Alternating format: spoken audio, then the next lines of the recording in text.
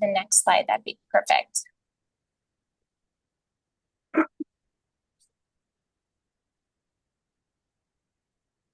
Perfect. Thank you so much. You're welcome.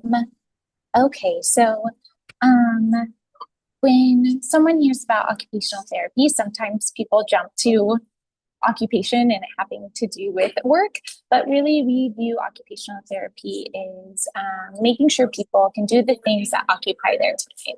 And so when we're talking about children, especially um, thinking of babies and toddlers, we're really talking about how they're developing and then how they're developing the skills they need to play, to socialize, to then do their academic tasks when they get to school. So OTs are really a holistic profession, but we're really looking at those foundational skills that we need in order to do the higher level skills of school and then later on work. So whenever we're working with our children and our families, our goals are really to increase independence and to make sure that they can engage in really meaningful tasks throughout the age span. Here, I wonder, is there a way that I can? Oh, perfect, perfect. Thank you. Okay, so next we're going to talk a little bit about sensory processing. And this is essentially how we're processing all the sensory information from our environment, but also the sensory information that we're getting from our body. And so we have the senses that most people know in terms of vision, taste, auditory processing, being able to hear, touch, taste, hearing, sight. Did I cover all the main ones? Yes. And then there are three that are kind of like the hidden senses that people don't always talk about, but we definitely work on them a lot in OT. So the first one that I'll touch on is a sense called proprioception. And the receptors for this sense, they're located in our muscles and our joints. And this helps really build our body awareness and understanding where our body is in space. The cues we get from our muscles and our joints are what help us understand how to grade force, and being able to pick up a cup and know I don't need to squeeze it, and know the amount of force I need to grade tasks and to complete things with the adequate amount of force. And so when there are difficulties with body awareness, understanding body space, grading force, there's usually difficulties with properly processing proprioceptive input. Another hidden sense is something called vestibular processing, or our vestibular sense. And instead of those muscles or those receptors being in our muscles and our joints, those receptors are actually in our inner ear, and they're how we detect head movement. So it's how we understand ourselves in relation to gravity. Also, it's how we understand how we're oriented. It really gives us a sense of our spatial orientation in relation to others. And it's really how we detect movement. So our vestibular processing is really, really important in terms of how we're processing movement, and also if we need more movement or need less movement. I think sensory seeker is a common term that many people use, and that can mean lots of different things depending on the sensory system that we're talking about. But I think a lot of times it comes across as someone who needs to move their body, and that's often in relation to our vestibular sense. The final kind of hidden sense that we have is called interoception, and those receptors are located inside of our body, and those are the receptors that give us cues for hunger, for thirst, if we need to go to the bathroom, if we are feeling nauseous. Our temperature receptors, knowing when we're feeling cold and hot, and understanding, if we need to take our jacket off if we're feeling warm, or put a jacket on if we're feeling cold. And so those receptors are also really, really important when it comes to self-regulation too, and understanding like those physiological things that are happening in our body and then know how to make adjustments according to the cues that we're getting from our body. And so all this to say, all the sensory systems are really interlinked.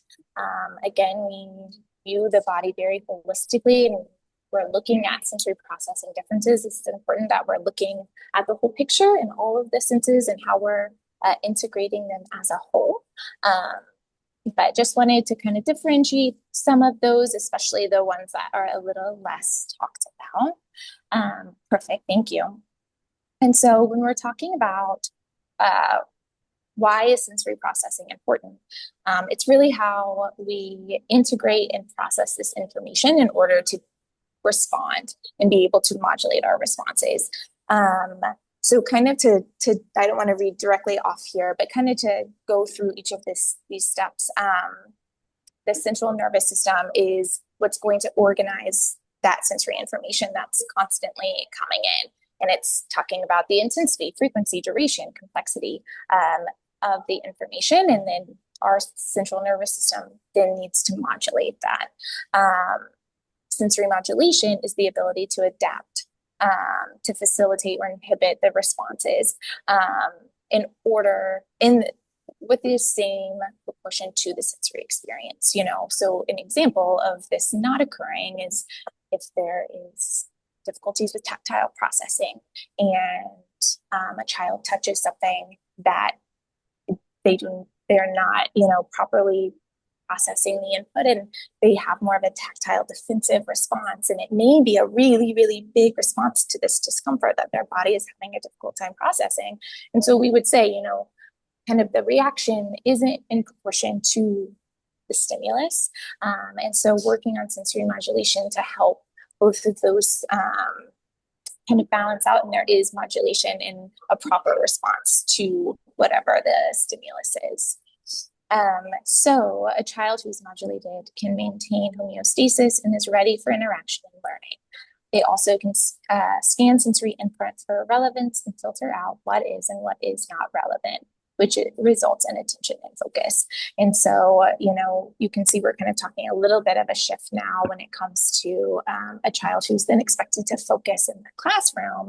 If there are difficulties with sensory processing, difficulties with modulating that sensory input, it's very difficult for that child to get to that like right and ready state for learning, and why proactive sensory strategies can help them get to that place.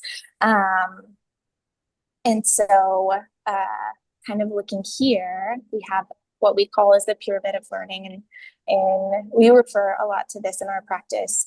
So it kind of just shows you what needs to happen in order to get to academic learning. And so when we're looking the kind of three foundational senses that are developed first, tactile, vestibular, proprioception, and then it goes to the next round. And then the next levels of, understanding where, that we have two sides of our body, then being able to coordinate and have bilateral coordination and use the two sides of our body, being able to motor plan and ideate and sequence steps, then moving up a few more levels, understanding being able to adjust your posture so you can sit right at the table, having the hand-eye coordination, not just for ball skills, but also for writing.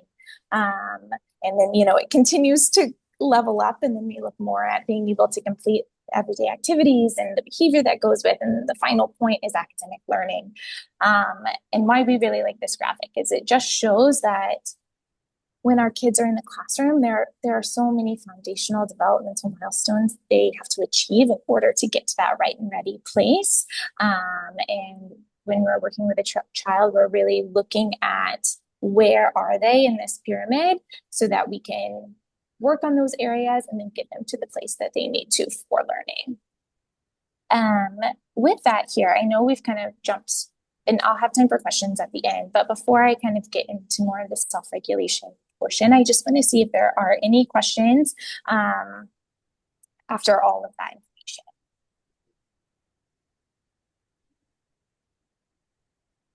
Good so far? Okay, awesome, thank you.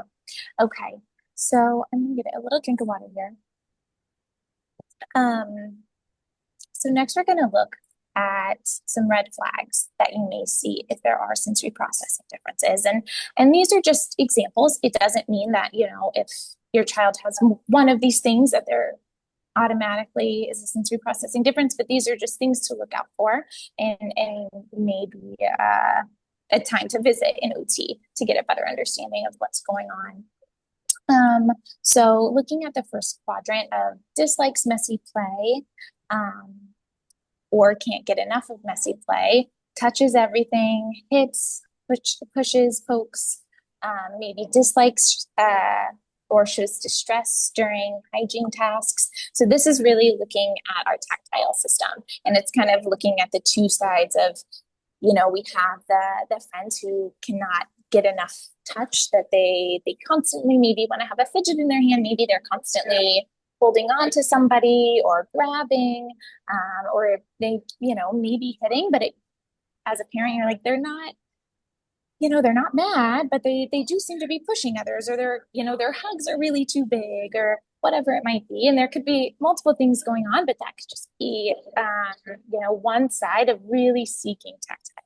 But then you have kind of the other side of the spectrum where there's some of that tactile defensiveness that I mentioned before, where you're having a really difficult time properly processing tactile input, so that it feels more distressing and more like a threat than it does a comfort.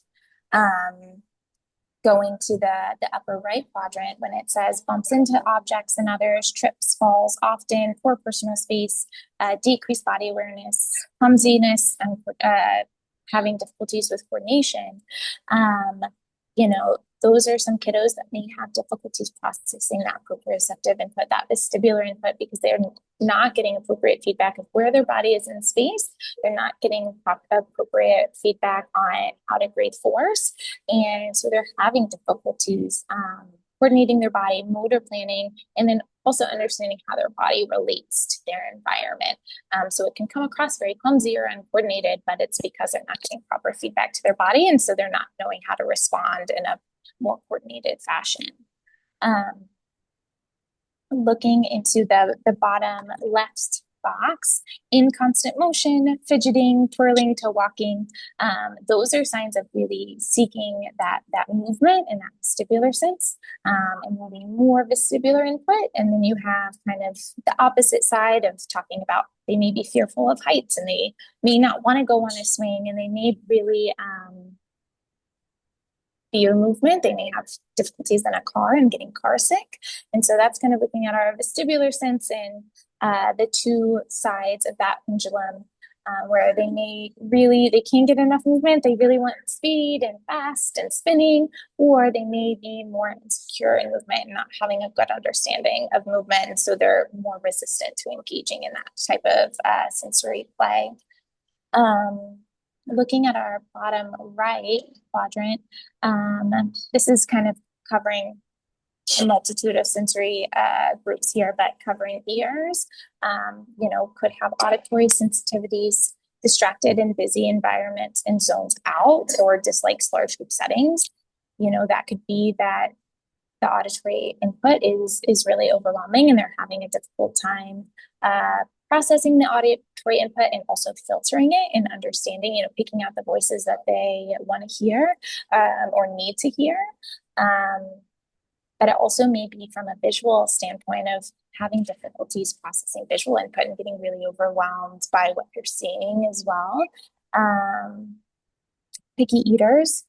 There's, typically kind of a combination of a taste and tactile situation for our picky eaters, and that picky eating kind of encompasses a lot, but that's just definitely something that we work on as well, and that's kind of a whole body thing that we tend to look at when it's in terms of picky eating and what kids are willing to and not eat. Thank you for switching to the next slide. So looking at what is self-regulation, it's the ability to change your energy level throughout the day to be appropriate for each specific situation. And so we talk about sensory modulation, and that is required in order to be able to then self-regulate.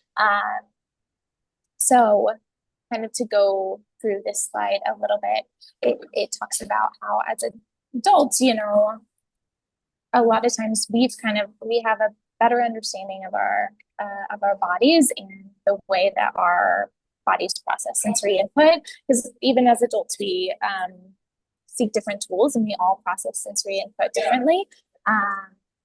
For example, it's listed here, but some adults may chew gum. And that can be a way to help them focus. They may be ones that are always like bouncing their leg up and down in a meeting to get some input. You may be the adult that has to work out every morning before you go to work because you need that input in order to focus and have a productive day at work. So, as adults, we've kind of figured out the tools that we need to better focus and do the things we need to do independently. But children need to learn these tools, and especially if there are difficulties with sensory processing and understanding their body, and they may have even more difficulties accessing those tools and figuring out what their body needs in order to get to a place of self-regulation. And you can go ahead and go to the next slide. So some difficulties with self-regulation may look like big meltdowns, not understanding how to respond in social situations because they may freeze and they may not know what to say, or they may respond in more of a physical nature. Other difficulties may be with transitioning and understanding what's coming next. And when there's difficulties, with following steps and those motor planning skills that we talked about before, transitions can be really, really challenging. And then, this can be transitions in the home, but then in the classroom, there are typically lots of transitionings happening from class to class. And so that can be really difficult for those who have self-regulation difficulties.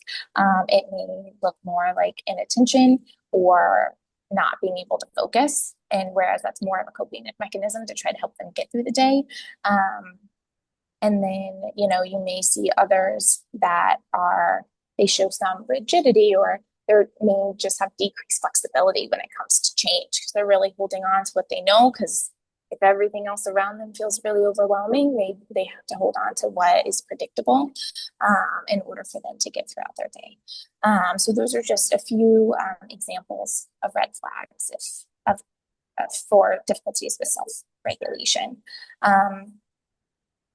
So when we're working with families and we're trying to create strategies and implement home-based things they can do to help with self-regulation, the number one thing that we suggest is a sensory diet. And this is something that's developed by an OT, after working with a child and understanding how they're processing sensory input and what their kind of spectrum of sensory processing looks like. But the thing that, we like to really drive home is that, if a child is dysregulated, we can't just say, here's a movement break and expect that to be the fix. Whenever we incorporate sensory diets into the home and into the school, it's very important that they're used proactively and they're used to get the child into a better ready state of learning. Reagan, just ask you a question? Could you just explain what the word diet means? I think for most of us, it's like food. Oh, yes. I don't think this is what you mean. Yeah. Yes, absolutely. Thank you for that question.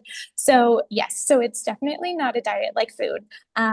It is more of, I actually don't even know why we use that term, but that's just kind of the OT term for this. But it's a series of sensory strategies broken up throughout the day. So instead of like the food that you would have throughout the day, it's like a diet of strategies of whether it's movement or whether it's like calm down breaks or whatever it is for that child. It's a list of things to do throughout the day, at specific times to help them stay in a regulated space. And I know diet is kind of a misleading term, and I'm not entirely sure why that's the term that's been used. And, they look different for every child. And, sometimes they're picture-based or words-based, and really like for example, maybe a child has a really difficult time getting ready for school in the morning. And so we have like a list of, we're doing animal walks and then we're doing X, Y, and Z before we get dressed to help with that transition out in the morning.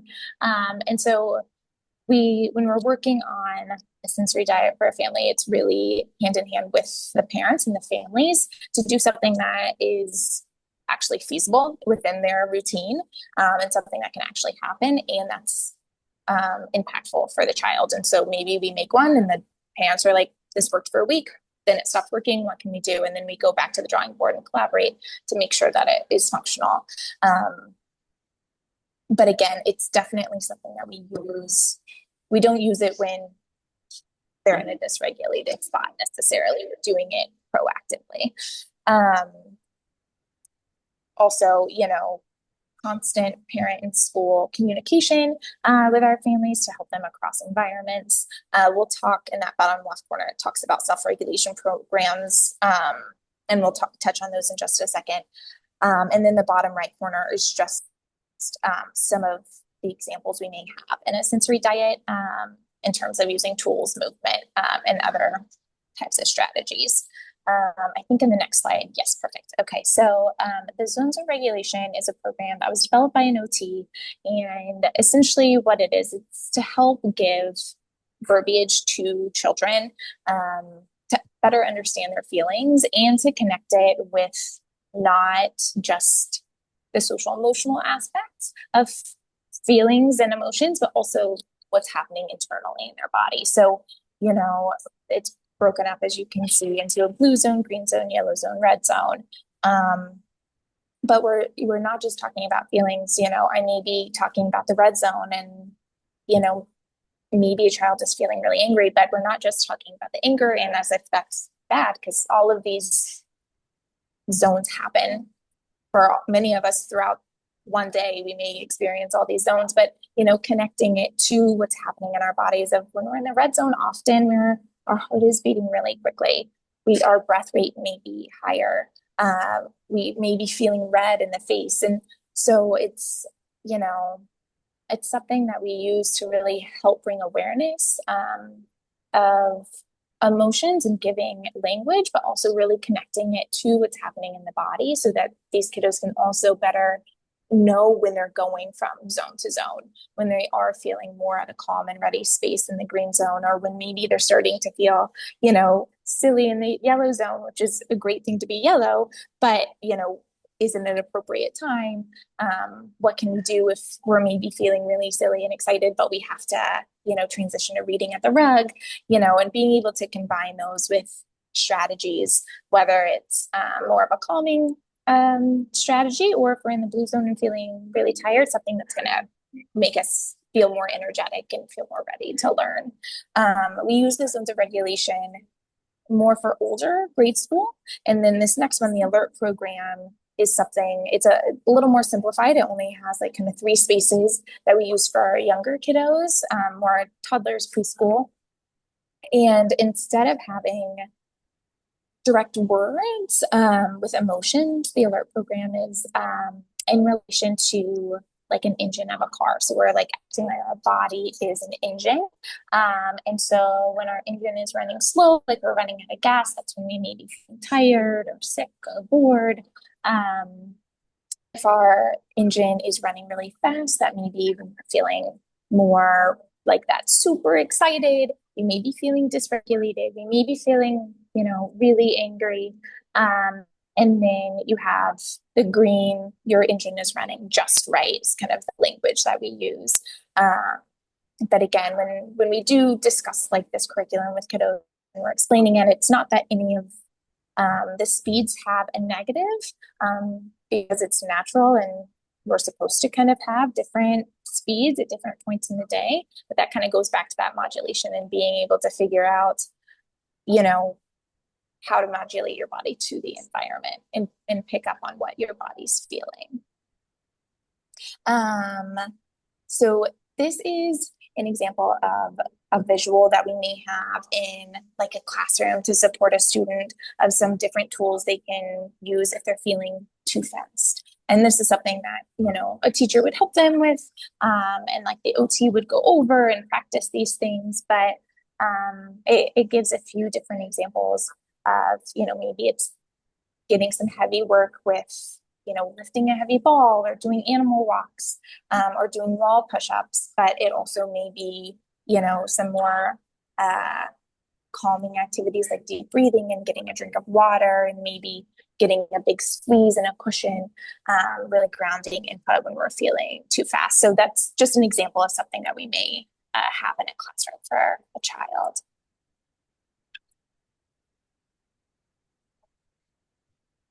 Perfect. Okay. And so that is kind of a real breakdown of sensory processing and self-regulation. The next little section, talking a little bit more of classroom skills in terms of fine motor and visual motor skills. So I'll take another moment if there are any other questions regarding sensory processing and self-regulation before I shift gears a little bit.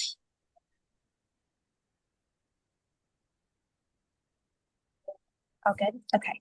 Can I ask one thing? Yeah, of course. You have on this slide here, you have it in 4 zones. Do those 4 things mean anything, or is it just random? It's not in particular. It's more of just kind of breaking down different ways that we would work and provide strategies for self-regulation. Okay, thank you. Mm-hmm. Okay. Okay. And so, as we've talked about, sensory processing is a large part of what we do. But there are, again, going back, OT, very holistic. So we're looking at the whole body. So looking at fine motor and visual motor skills, particularly in the classroom, we're looking at hand strength, object manipulation, grasping patterns, particularly when it comes to how they're grasping utensils for writing or utensils for eating, and how they're able to coordinate these movements to either draw, do pre-writing skills, get their food to their mouth. So there's a lot that we work on within the fine motor realm. Also, not just grasping, but also things like dressing fasteners or cutting, lacing, those types of activities. And then we also have like visual motor, which is being able to understand the visual information that we're looking at and then coordinate movements to act accordingly. So whether that's writing or like cutting along a line, catching a ball, whatever it might be. And then I need to look at what else is, and then visual perception is also on this list. And so that's also how we're making sense of the visual information. So not just the visual motor component is more how we act on the visual perceptual input that we're getting. But when we're talking about visual perception, we're talking about, visual foreground, which is when we're able to pick out something in a cluttered space, being able to discriminate, between a B and a D, or a lowercase b and a D, being able to remember visual memory in terms of, we being able to remember what an A looks like, being able to remember what a square looks like. These are all skills that are really foundational for writing, and things that we target, starting at a very young age with the visual perceptual development. Perfect. And then looking a little bit at gross motor and neuromuscular skills, we overlap a lot with PT in this area too. But we're looking, a lot at our core development and posture, and being able to, remain upright at the table in order to complete whatever the tabletop task is. Being able to have the balance and coordination to participate in gym class or whatever sport it might be. So that can maybe include kicking a ball, catching a ball, jumping on one leg, galloping, skipping, all of those higher level gross motor skills. We work on those as well. And then we, whereas PTs work on those skills too, but we just have a little bit of a different approach, but we work really hand in hand with PTs, and they're really awesome. And there's just a lot of collaboration between the two professions. And I think that's it. Okay, perfect. So with that, I'll just open the floor to questions and see if I can clarify anything that we talked about.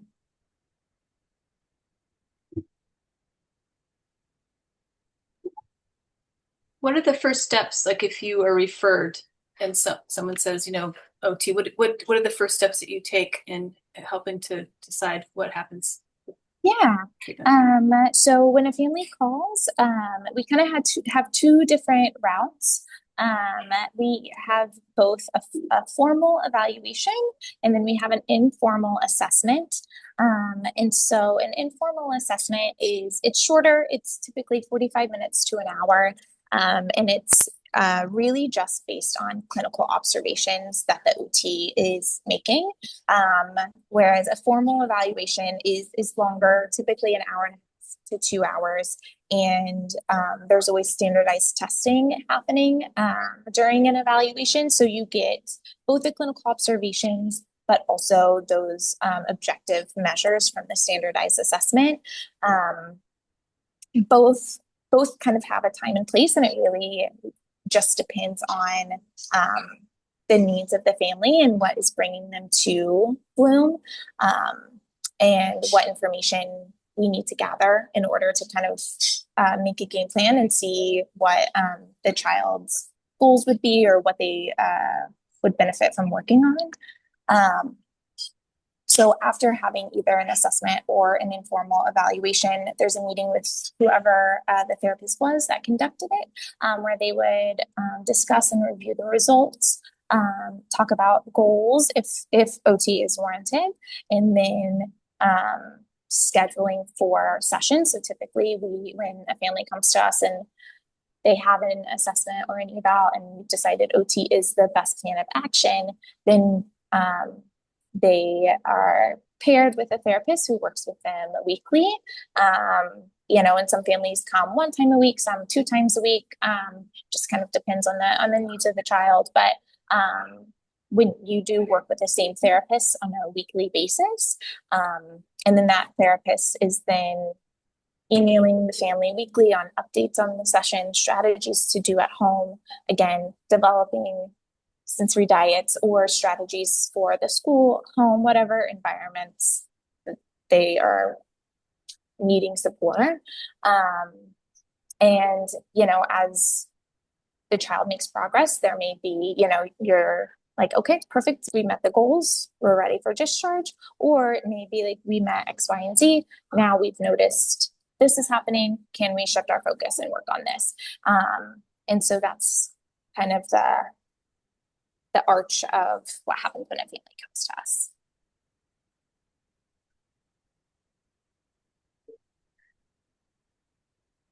And one other thing I was going to say, typically we do have our sessions in our sensory gym location. We have an office in Manhattan and then 2 in Brooklyn, Williamsburg, and Greenpoint. But there are sometimes instances where it makes sense to do a session in the school environment, to push into the classroom and work alongside the teachers, and work with the child in their classroom. And that's been really helpful for some families as well. And do you work with the school district, or is it all private? It's all private. Does anyone else have any other questions?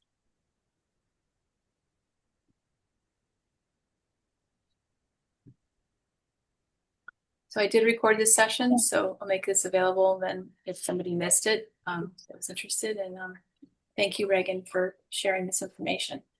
Yes, thank you so much. And our director, Jess, her email should be on the PowerPoint as well. So if anyone has further questions or wants more clarifying information, more specific questions to their child, then you guys are so free to email, and we'd be happy to.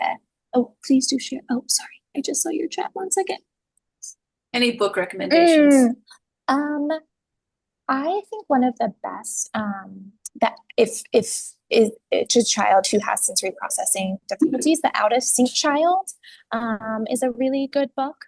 Um, there's another book by let me I know the author's name.